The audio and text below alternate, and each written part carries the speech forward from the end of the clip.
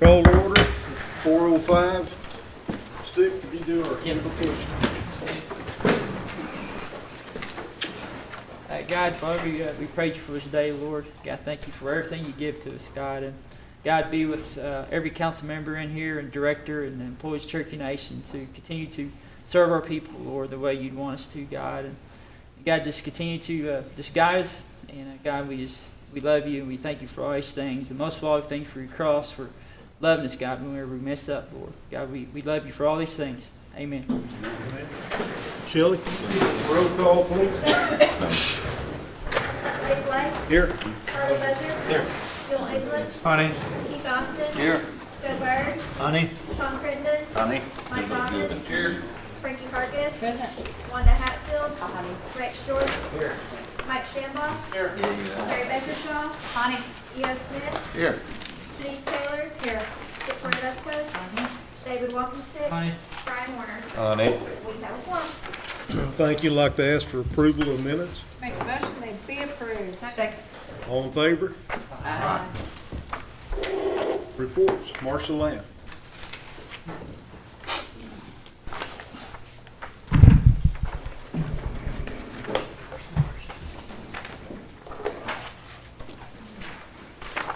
Council, you have my report. I'll be glad to answer any question. Any questions? Harlan. Yeah, Marcia, I have a question. I had a guy that called me. He has turned 60 years old in May.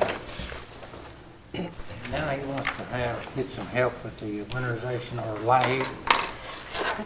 Does he just need to go down there and sign up? Or he said he went and they told him he just has to wait. He can't sign up until after his birthday, so if he's turned that, he can go down. What he needs to do is be on the list to contact when it starts up again. He turned 60 in May, so he, Yeah. because I know you take the list from last year and they all automatically signed Yeah. that. I think I know who you're talking about because I think he called Yeah, me. he probably did. Yeah. Okay. So he, But I had someone call him and tell him the process. okay. All That's right. good. Yeah, that's good. Thanks, sir. You're welcome. Anyone else? In the past few months, I've had several calls from at-large citizens that are moving back to Cherokee Nation. Probably, I don't know if it's for economic reasons. Sometimes it's, for health care, get better Yeah. health services. Are there any programs, and I don't know if I've talked to you before about this, but are there programs where we help assist them sometimes, especially if they're having, number one, if they're having financial issues, probably that would be the only reason they'd be asking anyway. The But- way we can help them is if they're moving back and they find a place or they need to get their utilities on and they meet eligibility, we can do that. There's Okay. no money to help them actually move if that's what you're Okay. asking. Not Yes. under me, anyway. Okay, all right, thank you, Chairman. Thank you, Marcia. Martha Ketcher.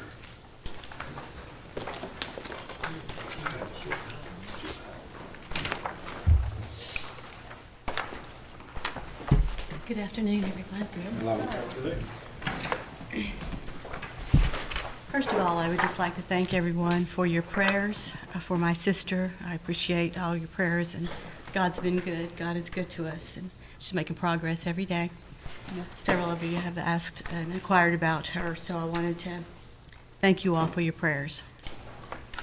As you can see from our reports, we've had a productive month this month, and it's been quite an experience in preparing for the budget hearings and so forth. So it's my first round. I'd like to also thank you for making that a painless experience for me, my first go around. And as you can see from our Office of Environmental Health, they continue to provide training to all of our food handlers and provide inspections to our programs. They've trained 53 food handlers, and 19 sewer and water facilities repaired, and they've installed 33 sewer and water facilities. Some of the highlights of their accomplishments with our Office of Environmental Health and Engineering include celebrating the Fort Gibson water treatment plant. And a lot of our constructions is between 40 and 60%, or I'm sorry, 80%, as you can see. A lot of them are almost complete. I've signed off and processed a lot of MOAs in the water, like 8 MOAs, as you can see the details of all of those that were for rural water districts and so forth. Many of them having to do with just water meter replacements, lagoon pumping, and so forth. We've been busy closing out the fiscal year and preparing for the new fiscal year, FY18, monitoring the budgets closely to ensure we're operating within our operating plans, and extending our options to renew where we can on our upcoming fiscal year. Our youth development and our adult treatment program has held 8 youth activities and had 145 youth involved this month, and we've also had 8 adult resident activities, and some of those projects included just the craftsmanship of leather pouches and doing beadwork and so forth. We've completed our employee evaluations this month, and the goal is to make the 19 performance plans to ensure that they're in alignment with our overall mission and our overall department goals, ensuring those align and ensure that the employees know what their expectations are over the next fiscal year. Our staff development day is scheduled for this Friday. We've been busy preparing for that, ensuring that we communicate all of our expectations for FY19 and ensuring that we provide transparency and accountability on our budgets and what has been approved. We will be reinforcing our administrative policies and procedures, and then just some team activity. One of our team activities this past quarter involved entering the parade, and there was a lot of good teamwork that went into that float, and we won first in our department. Might have been just 3 floats entered. I don't know the departments that we took first, but it was a good team activity, and it was fun for the staff to come together and do that. We have volunteers, a lot of volunteers from our department to serve our veterans this Wednesday. And getting engaged with the Cherokee Cabinet for Children and Families as a venue to expand our networking and start partnering with them on different events. And that is all I have for this month. Have any questions? I have a comment. Yes, sir. Yes, our blessings go to your sister, Loretta. The ones that may not know Loretta Shade is Hillcrest, and she just got out of ICU, right? Is she still in ICU? She's still in ICU, yes. She was our national treasure this year. She just got that award, and then she couldn't make it that Thursday. But I was going to say, you being new, and we got Councilman Lay here as the chair, if there's anything that we can help you with, then call your chair, call me, and because in this position, because it's quite an undertaking, and we want to support you in your new position. Thank you, Okay? I appreciate that. I'll be calling on you. You heard me say, Councilor Lay first. Okay, hearing that, Any questions? I think we're good. Thank you. Mr. Cooper.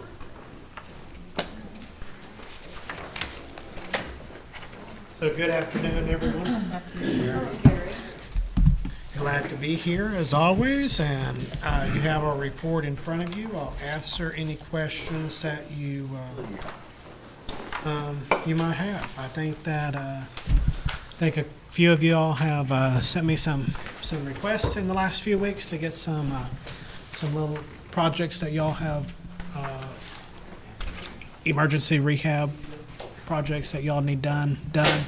Working on getting those done. We're working on all the little stuff we have to do to close out the fiscal year, and we're getting really close. Other than that, any questions, I'll try to answer them. Yeah, thank you, Mr. Chair. Gary, Yes. you and I have talked about this before. Yeah. That property up in Collinsville. Yes. South of Highway 20 on Sheridan. Yep. Let's visit with that afterwards. Oh, okay, good. I I- just got a call from them, so, Yep. and I told him you'd be in a meeting, so. Yep. I know exactly which one you're talking about, and I think there's one other thing that I need to find out on that, but I'll visit with you afterwards and Okay. we'll see what we can Yeah, they're figure getting out. ready to build like a couple hundred houses around it, so, Okay, there's two huge additions. okay. Anyone else? Harley? Gary, I've got a question, and I Yeah. probably should know the answer. Okay. On the BIA HIP, Yeah, the HIP program. how much do we receive? And I didn't see that. Very, very little. Is that right? It's about, and don't hold me to it because I need to go back and look. I want to say it's roughly $100,000 a year, 130,000 maybe, and it may not even be that. But I can find out for sure and let you know. But it's a very minimal amount. No, it has dropped. Yeah, it has dropped significantly, and actually, under the new administration, they just want to do away with that program completely, and we've argued against that and have advocated through some national groups not to do that, and it needs more funding, of course, but any little bit helps. Does it come directly to the housing program, or does it go through? It goes through self-governance and then self-governance and then it's over allocated ties. to your Yeah, program? I see. yeah. All right, thank you. Thanks, bet. sir. Keith? Do you have any news on the elevator for, I don't. I know that if it's not 100% complete, it's probably high 90s. I was there about 10 days ago, and Yeah. it was obvious that it was getting reasonably close. Yes, But, yes. um, Because I don't remember if it was actually, if they got it, it had to be delivered, and then the elevator company had to get out there and do their part. I'd love to help them celebrate Okay. whenever it officially becomes operational and clears its inspections and all that good stuff. Let me get with my staff, and I will get with Kanan, and we can work with you all to set up maybe a ribbon cutting or something along those lines, and lunch or something. I'd like them to celebrate, that. You bet. 'Cause they- I mean, it's they've a- waited a heck of a long time for that. It is, and that's a project that, I mean, we're really proud of that project. That property was built in, I want to say, the early 80s, and had that one elevator in there, and we looked at replacing it, we looked at, redoing it, and there was all these issues with it. Time was the biggest one, and of course, what made the most sense is add a whole new elevator to it, which is what we're doing, and then we would have a backup one. If it went down, they would still be able to have an elevator, and there just wouldn't be that one. So it is still on schedule to be 100% complete before the end of the fiscal year, and if it's not quite there, it's pretty darn close. I see it. No, thank you for that. You bet. On the issue with our tribal, our council rehab dollars. Yes. I know in my district, I've not had many opportunities to spend that. Those do not carry over, is that correct? That is my understanding. That's more of a financial question. We don't but get that's any my understanding. report showing what's in our account. We don't show any report. We don't get anything to where we know what's there, any kind of update or anything. There's, I think there's the $10,000 that was appropriated at the beginning of last year. The only time that money is used is if you tell me specifically to use this money for. Okay. So if you haven't used any, then it's. And literally then what it's all happens there. with that budgeted dollars if we don't spend it? I would hate to venture to guess because I'm not the financial guru. So I don't know. We need some fixing that. That's an executive branch question. Sean Crittenden. Gary, could you add to the report of the like my housing additions like Hogner Heights and Bushy Head, just monthly or maybe quarterly, the ones that's sitting empty, pending something. Because I get calls about, and I know there's issues about where we've got so long to notify family and things like that, but I'd be interested to. Yeah, I can check to see. Thank you. And it may be something that we look at doing quarterly. Tell me what your patients need. I don't care if it's not covered. Tell me what your patients need. Everybody's phone's been hacked today. Go ahead, I John. think there was a question about unspent. I mean, it's just like any other general fund program. If it's not used, it rolls back into carryover, so. But it doesn't carry over. No, it does not carry over individually. It just carries over in the lump sum to be reappropriated, so. Thank And I you. think we had that discussion before about the ones that are using it would probably need more, but the ones that aren't using it, it's not gonna do you any good to carry over it because you're not using it to start with. So it's not like where you can donate to a group or whatever to spend your money, so.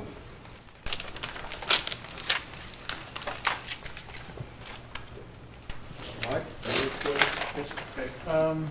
First of all, I'd like to say, I've used all my money, my emergency money, but Harley was good enough to sponsor me in a couple things that came up with people that got out of the hospital and needed some ramps built.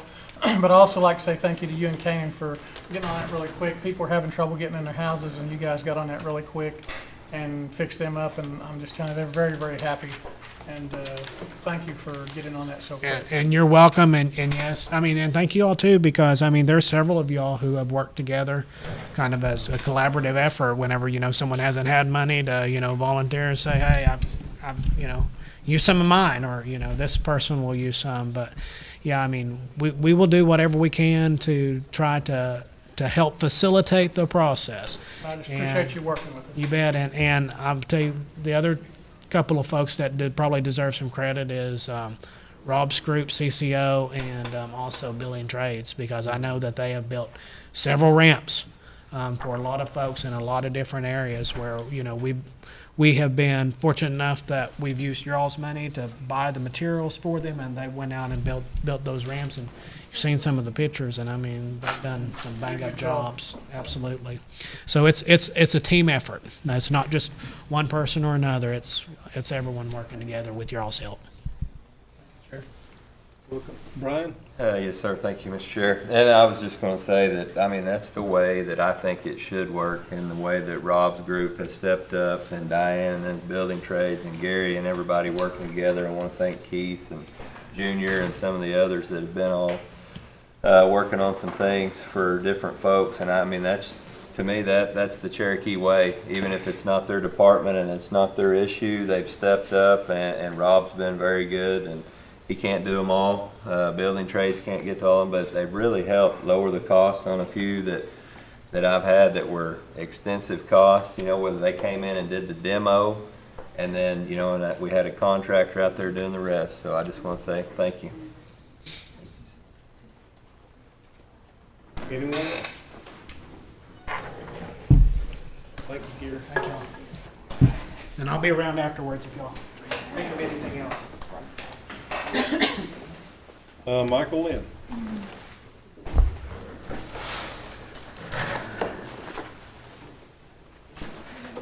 Good afternoon.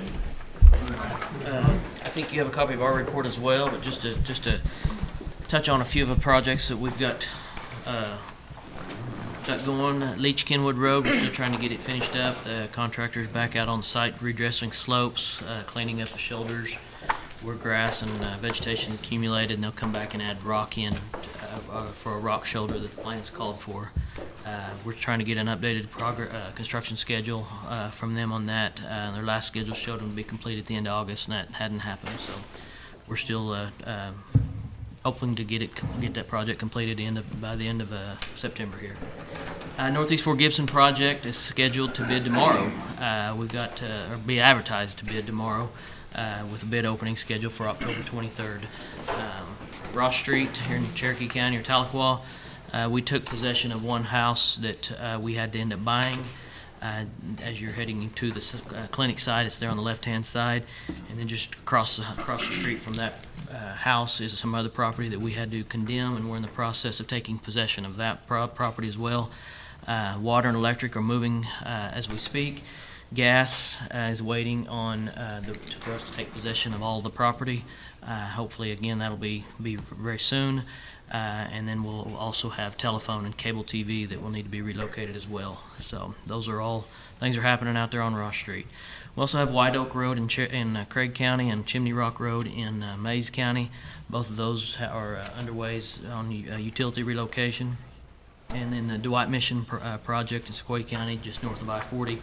They're acquiring right-of-way on that, and it's nearly completed. I think they've got about 27 out of 29 properties to acquire, 25 out of 27 properties acquired, and hoping to get the remaining properties here very soon. And then lastly, I want to mention, because I had sent an email to Councilor Hargis last week, I'd mentioned some in there about a memorandum of agreement that we were waiting on from the state, and we finally got that back with all three parties signed. The Cherokee Nation, State of Oklahoma, and Adair County Commissioners has signed an agreement in regards to the Oklahoma Department of Wildlife property that project is running adjacent to. So we had to enter into an agreement with them. That took a long time to get through, but we finally got that back today. Actually, it went through the County Commissioners meeting, and then they got it back to us today. So that is in our hands, and it's still progressing. So that is all I have. That is all I have to report, Mr. Chair. Any questions? We've got a comment from the speaker. Michael, the road that would exit east from Job Corps, is that Bald Hill Road?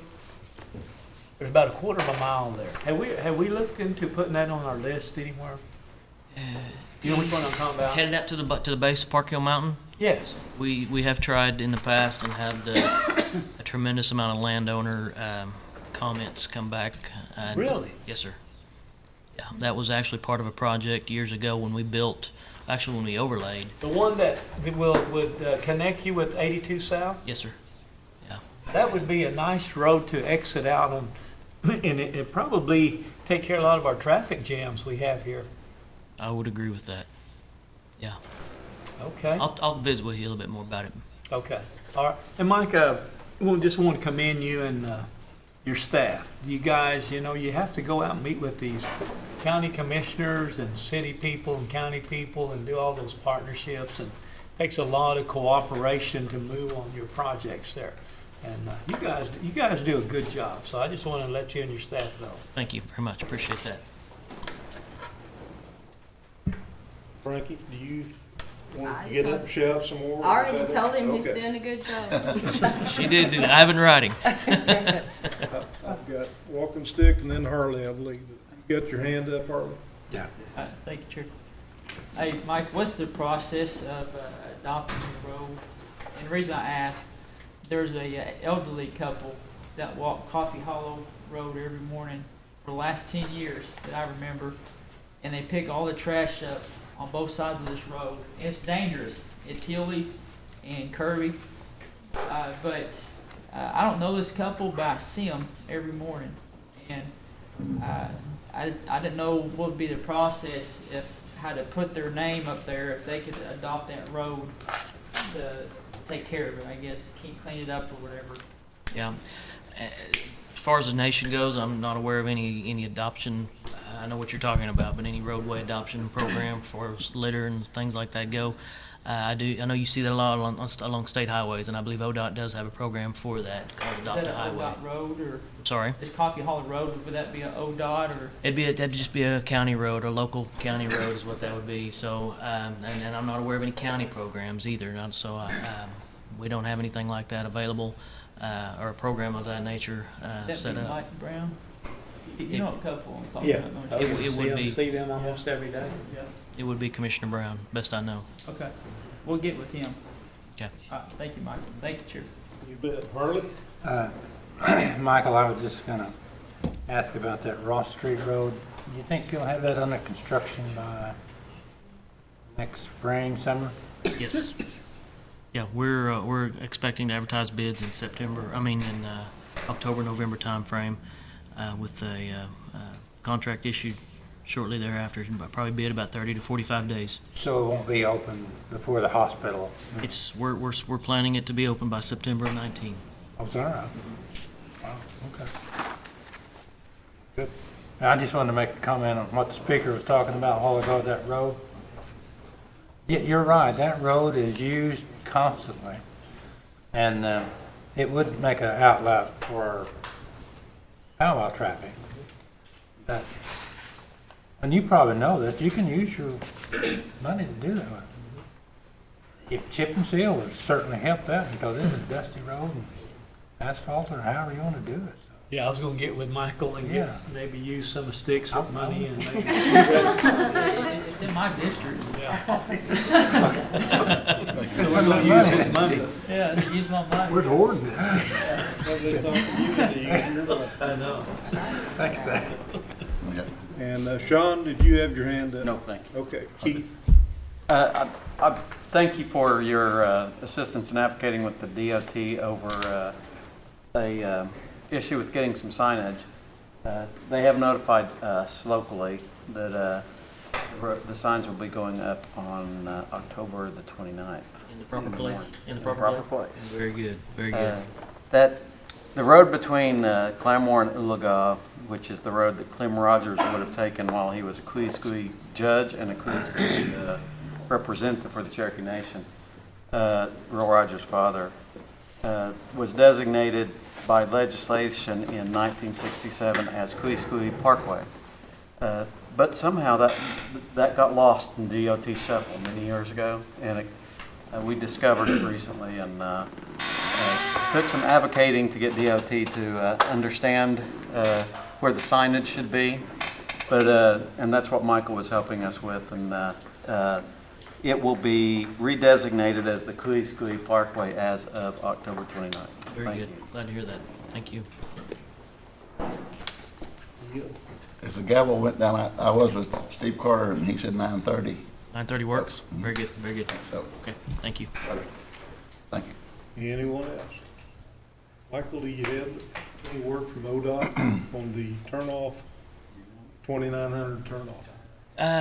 We are in the process of trying to get an agreement with them on the we got to get an agreement signed between them and the nation to transfer the funding that we received for the special set aside funding that we received for that intersection improvement.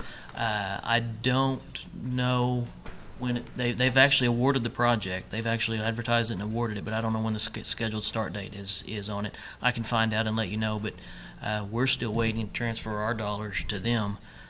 Which I don't think that's holding up the construction at all, but I just want to point that out. I think they're planning on continuing getting it underway, but we need to make the transfer from our dollars to back to them to reimburse them. I attended a community meeting in Dew the other night, and they were getting restless up there. I mentioned your name. I'm sure that didn't help, I did left it? your phone number. Thank you. Okay, thank you. Anna Knight. Good afternoon. You have a copy of my report, and I'm happy to try to answer any questions you might have about it. Any questions, comments? You must have done a great job. I have staff that does a great job, so thank you very much. There she is, Nikki Baker Lamore.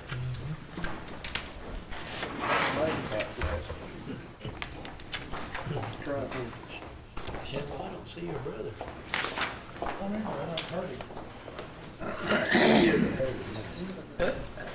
Good afternoon.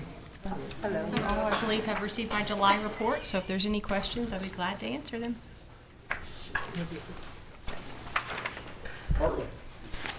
Nikki, I keep getting emails from some people that work in your department. What's going on?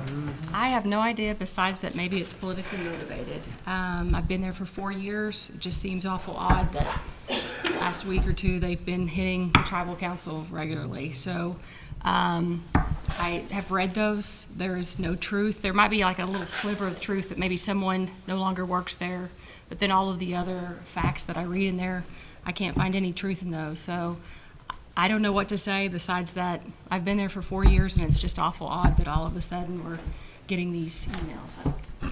I don't know. I'm aware of them, and I'm trying to look into those. I'm an open door policy. Anyone can come talk to me, but I don't know. They're kind of far out there, so I don't know what to think. Well, good. That's what I would ask you to do, to see if you can corral them or something, because I don't know if the rest of the council members, I think everybody's getting them, but. Well, I've read them. I mean, they are saddening. When I read them, I'm like, wow. But I have had some leadership changes that are necessary. We've been putting kids in maybe some situations that I don't feel are the best. So I'm trying to change up some of those issues, and that's going to happen in every department. You're going to have some things that are happening, and I'm just proactive, like, okay, no, we can't be doing that, things like that. But I usually talk with my management team. There's 10 of them. We try to make a lot of decisions together because a lot of them have been there for 20-some years plus. I don't just make, spur-of-the-moment changes. So there are a few changes taking place, but again, it's for the betterment of children and families. And that's just the best I can do every day is just make sure we're doing things the best we can. Thank you. Thank you, sir. Anyone else?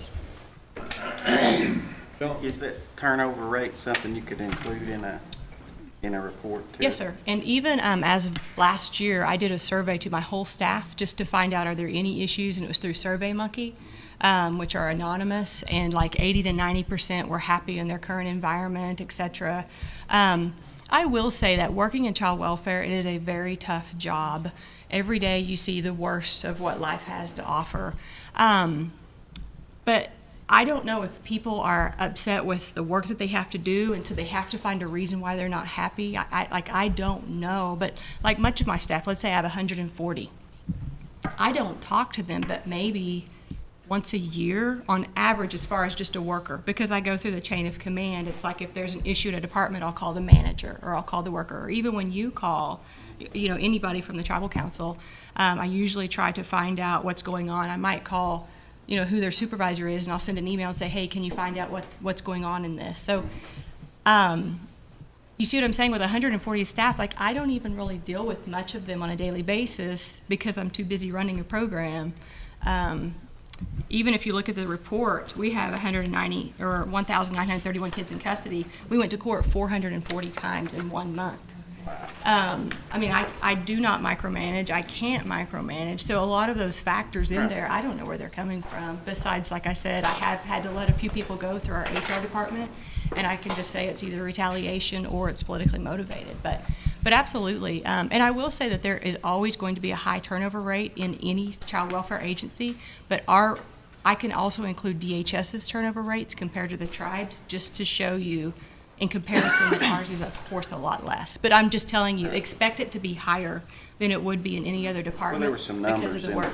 in some of the emails, and I think it'd be fair to you to be able to produce a number in, so we can be looking at what those, Sure. are from both sides. One thing that I have done is I reached out to our HR department and I asked for all the exit interviews, and not who said them or what they said, just a summary of the concerns. And I actually had Dana Knoll come to a training with my management staff last month and just basically speak to all of us on what are concerns of why people are leaving, what are some issues. And so all I can do, again, is just be proactive. What are the issues? What can we do to change those? And so, again, when I read those exit interviews, it were things like another job offered me a promotion. I felt like the pay was better in this position, So nothing really alarmed me in those. But, again, that's what I'm trying to do, is figure out where are these coming from and what can I do, and is there any truth to some of those concerns. So, but, yeah, I'd be glad to try to gather that information and get it to you. Thank you. You bet. Wanda? I commend your job. I think you have a very, very difficult job, and I appreciate what you do. Can you kind of explain the process? And I've spoken to you before about at-large families have contacted you about foster care or adoption, that kind of. Can you kind of explain the process? Because I know it says you're working in 37 states. That's pretty remarkable. Can you explain just a little bit, like, say you receive a call from Texas today about a child. What are the steps? What are the steps? A call that a child is in custody? Yes. Okay. Basically, the Indian Child Welfare Act requires that notice be sent through the mail, and it has to be certified. So that comes through P.O. Box 948, and we receive anywhere from 1,000 to 1,200 notices a month. And so only about 80% of those, only about 20% of those children are Cherokee. The rest of the 80% are just like, I think I had a great grandma that might have been Cherokee. And so after we process all 1,200 a month, and again, it'll tell you that we shoot for 45 to 60 days, but right now we're short-staffed and we are hitting about 70 days response. Once we find out that that child is Cherokee, we can determine it. We file a notice of intervention, and we let that state know we are intervening and the tribe will participate. So the worker that's assigned to that state or that area begins to get involved. If it's within 4 hours of Cherokee County, we will drive. Anything over 4 hours, we do Skype or we do telephonic court hearings. And the courtrooms are very receptive to allowing the tribe to be on the phone, hear what's said, and then also speak on behalf of the nation. If we ever need an attorney involved in any of those cases, we've of course got the Attorney General's office, but most of the time they allow Indian Child Welfare to handle the matter unless it becomes so legally involved that an attorney's voice is needed. So I don't know if that's the long or the short, but I could keep going depending on how much more information you That want to. explains it, because I think it's important that when we have the number of children we have involved outside our jurisdiction, that's really important. And Sure. And so far that, every time I've contacted you, you've been able to help with those children, and I appreciate you explaining that, because I think it's important that we're in so many states and we need to really understand. Now, I will say we want foster homes in every area, but sometimes, let's say I have a foster home only in some small town in Texas. Unless I have a Cherokee child in that county or near that county, it's going to be hard for me to use that foster-only home, because I might not have a kid there. Well, I can't take a child from Oklahoma and put them in Texas. Do you see what I'm saying? So sometimes, like, I'll have foster parents complain out of Oklahoma City that I'm not putting enough kids in their homes. But if it's foster only, I can't take our tribal children, drive them 3 hours away, have the worker go get them and bring them back. So sometimes it's logistics. And then I tell my state workers in those counties, if you have state kids that come into custody, know that we have one foster home that we'd be glad to loan out to DHS, because it's actually through DHS that we do the placement, although it's for a Cherokee child. And again, I know it kind of gets complicated, so if it goes over your... No, that's great. Okay. Thank you. Mhm. Good, Chairman. John? Vicki, I had a family call me. Now, the thing we did at the train depot, now, they were asking if foster families, if they needed diapers, wipes, this or that. Can they come to you, or do you send them kind of to the portal, or just? Either one, because the care portal is designed to provide for needs of families, and sometimes there will be needs such as that. I will say most of the time with care portals, it's beds or car seats, or like their house needs sprayed for bugs, so sometimes it's not so simple as just diapers, but anybody would take that. So we would accept that on behalf of families. The care portal, either one, whatever's closest or easiest. And of course, we have 5 office locations, so Stillwell, Salisal, Pryor, Catoosa, or Tahlequah would take that on behalf of ICW and to give to our families. Right, and so if this family's in need, they can contact your department, right? Is it a child in custody? Yes. Yes. They also receive, if they're a foster parent, anywhere from $500 to $700 a month. So I will be honest that the money that they receive, that should go to just meet the basic needs of the child. Sometimes guardianships don't receive money, so they're needing needs like that. If we have the donation, we'd be glad to get that to them, but we can't expend federal dollars for children in custody for children who are in like a guardianship or something like that, because that's considered not custodial. Does that make sense? And so sometimes it depends on, are we able to give what we have? If it was a donation, then we can. Just like sometimes you've called about clothing, it's a donation that was given to help children, so we're able to give that donation to children that are in need. So it kind of gets tricky. You just have to figure out your funding stream and if you're allowed to do I'm that. like Wanda, and of course, we don't deal with your work daily and things, but you've always been good to help on a call. And sure. So some of these folks that are asking, does your staff sometimes lead them in the right direction, maybe if you don't have any help for them that they're asking for? Oh, every day. We have a worker on call, and so that's what I try to give you guys the number to call our office, 458-6900. And there's always someone with a supervisor or manager position that's available to answer those phone calls. We get calls every day. I mean, when children are removed, families are distraught. So that is their job all day long, If they're to in answer need that phone call. If they're in need and they, you know how $500 goes, sometimes it goes good, sometimes it don't. But Sure. But your staff will kind of maybe direct them into a place where they may be able to get that. Oh, absolutely, like things we have in that community, in that town, like a Zoe Institute, you know, these people help out with that. Yeah, we always tell them if we can't, who might be able to. All right, well, I thank you, thank you. Welcome, Councilor Walker. Nikki, Yes, sir. Who's over placing kids in your department? Her name is Rashenda Cracky. She's my placement coordinator. Okay. Who's got your staff, and trying to hear it from you first. They're saying that you're the one that places the kids. Is that incorrect? I assist in overseeing that. Let's say that we take a tribal child into custody off of tribal land. Charla Miller is my manager over that program. So she notifies me, hey, I think we need to take this child into custody. She runs the facts by me. Then we go through the Attorney General's office. If they agree, then we go through the judge. And then the judge allows us to take the child into custody. Then I ask Charla, what type of home are you needing? Be sure and email Rashenda. And so Charla will email Rashenda. Rashenda will send back the homes that most meet that child's needs and the area the child was removed from. So it can get quite complicated. Let's say the child's removed from Claremore Indian Hospital and the family lives near Tulsa. Then you want to try to find a foster home near Tulsa so that visits can take place in the Catoosa office. So Charla and I and Rashenda usually go over the 3 that she sent us that most meet that child's needs. We read those home studies and we try to figure out which home is best for the child.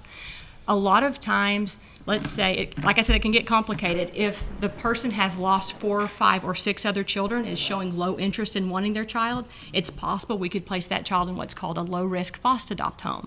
And so I will call that foster home and give them the legal risk and explain to them, we work reunification. Our number one goal is for these children to return to their family, these parents. So if we place this child in your home, always know the goal is to help these parents get through that. Are you willing to accept this child and take on this legal risk? So I do assist my workers, being an attorney, so that they don't have to bear that burden, because it is very hard on a worker to go back into a foster home who has fell in love with a child. The child might have been there a year, but the family has worked a plan and deserves to get their child back.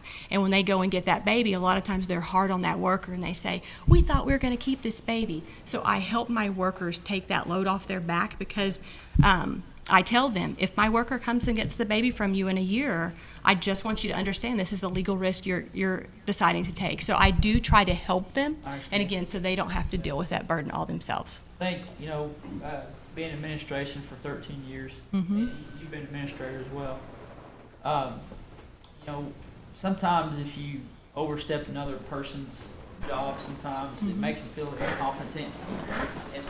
But some people need a little micromanaging.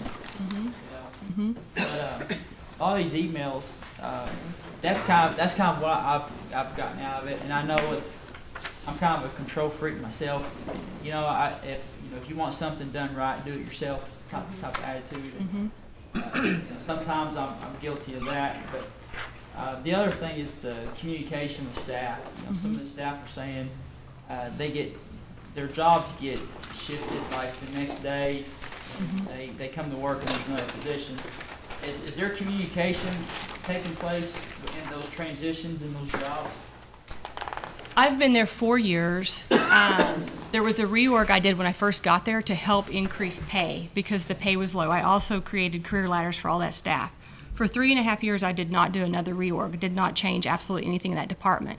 After I've been there for almost 4 years and looked at the org chart, there are some huge discrepancies and use of money that could probably be used different. And so I did do a reorg about 3 or 4 months ago. And again, if you'd like me to sit down and show you all the changes that I made, I felt that was the better use of our funds and our program. And so I did kind of give warnings. I am going to have to make a few changes. It only affected 3 or 4 people's positions out of 140. But again, it was I mean, it'd take me probably 30 minutes to explain to y'all through it. But so just things happen sometimes, and people don't like it, and I get that. But when I was put into that position, I was asked to please, do the best that I can, and I can look you in the eye and tell you every day I show up and I do the best that I can. And there's just some people that just don't like change, and I can't help that. I'm trying to keep kids safe. Some of the changes I made, they were putting children in homes that had a previous head injury. And so I cannot allow our Cherokee children to go into homes where there were previously children hurt. And when I found that, and I found that these people didn't have the skill set that they needed, I did move them. And so things like that are what they're upset about. But again, I'm not going to apologize for making sure our kids are safe when I see those things happen. And so I agree with you. Those people were not happy, but I can show, and HR looks over everything that I do. And so I can look you square in the eye and say that I did make some changes. But again, I can show you on paper why and how our children are safer due to those changes. Sure. Well, you're definitely over communicating to all of us on what you're doing. And I hope that you just over communicate to your staff about your intentions and what you're doing. You have to be careful because you can't necessarily tell them if there were incompetent people or things like that, because you could go down the wrong path and provide maybe too much information. So I do try to be vocal that I am trying to make changes. It's the best use of our funds. But I'm just, like I said, being honest. Sometimes you have to be careful and you can't say a whole lot. So it's yeah. Danged if you do, danged if you don't. But all I can do, like I said, is just show up and do the best that I can every day. Okay. All right. Sounds good. Thank you, Nikki. Thank you, Chair. EO? I know in the summertime they can hide their kids. In the fall, when school starts, does your caseload blow up? They do trust teachers a lot. So I would say yes, we probably do see some referrals, but a lot of times their behavior was that way before they went home. So a lot of times we're, I guess, already in the know of the families that have repeat issues. But absolutely, children tell trusted adults, or trusted adults will see those things. School teachers, number one, so they're one of our number one reporters because they see when children are being neglected or abused. So I guess the answer would be mainly yes, but I guess people abuse their children in Walmart. We still get tons of stuff in the summer too, so I don't know that there's really a heavy season. It's just the abuse happens year-round. Anyone else? Thank you. Thank you. Anybody here from CCO for Rob Dargan? I'll have to give him an email. Just tell Mike to contact his brother. March 23rd. Last time I saw him, he was following the ginger dancer.